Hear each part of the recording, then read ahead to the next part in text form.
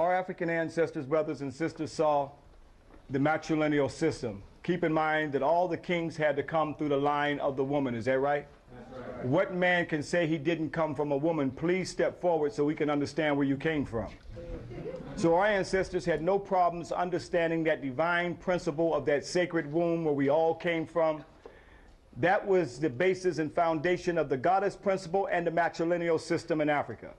And our ancestors saw, in order for the king to rule the throne, like you have Ursa Ma'at here, the goddess Sheshat.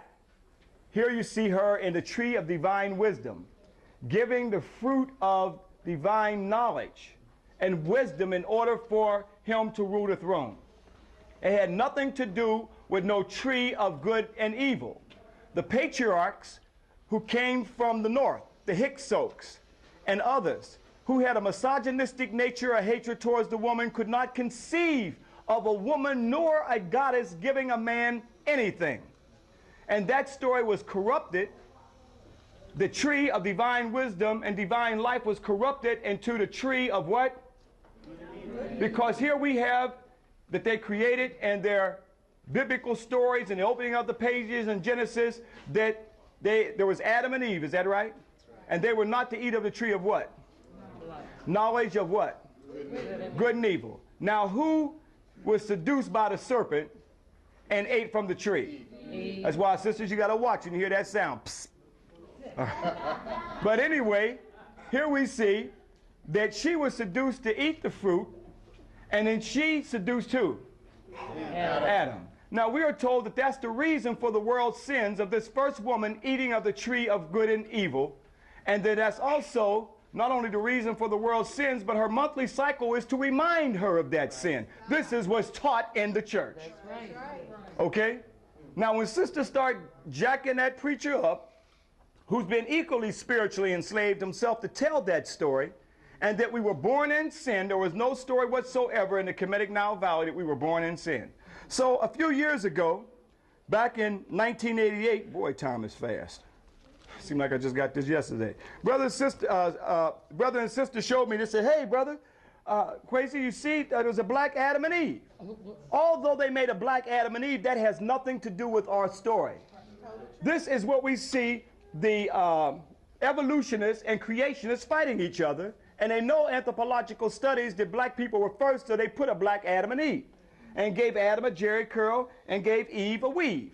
You know, they had to be looking good for each other back then, you know. But it had nothing to do with our story, brothers and sisters. Even though they make it black to make you accept it, this is not still an African story. The African story is the goddess Sheshat giving the fruit of divine life from the tree of divine life and wisdom in order for the king to rule the throne. And this goddess concept was corrupted throughout the whole African Nile Valley, and even in our spiritual subconscious, even today, where we are told that the sisters are the ones, the women are the ones for the world's sins. This is the demonization of women and the hatred of women. This is part of the sexism that you get in the theologians. Even in Paul, it says that women shouldn't even speak in the church. But I'm letting you know that that is not the African spiritual way, brothers and sisters. We had a god and a goddess. That's a spiritual Ma'atian law that our ancestors saw. Okay? So let's understand that there was no rib, by the way, in the African creation story taken from the man to make the woman.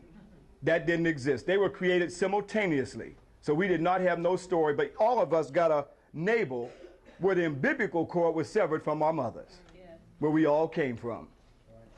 But until we get back to the true spirituality of understanding our divine balance of African men and African women, we'll forever be a victim in somebody else's racist, theological story, and the victimization of sisters where we cannot see our divine balance in the universe. Hotel.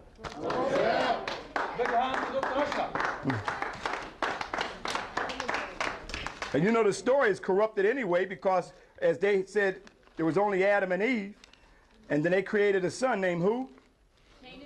And Cain went out to the land of Nod and found what? They haven't been able to explain that story yet. And then the racist theologians will tell you that was the sub-Negroid race. No, African people had a great kingdom long before their Adam and Eve story that they created and corrupted from the goddess Aset and Asar from right here in Kemet, right here in Egypt where you are. These stories are told. This is a book in stone. That's why they carved endlessly so it could not be revised. You see the Ark already back there.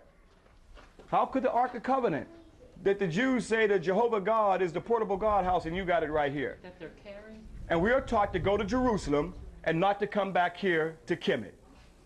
We look at Jerusalem as being the Holy Land, not Kemet as being the Holy Land. This was the original Holy Land. This was the original Taneter land. I know that may be hard for some of us, but 400 years of indoctrination, you have to look at yourself as a victim. And we have been a victim.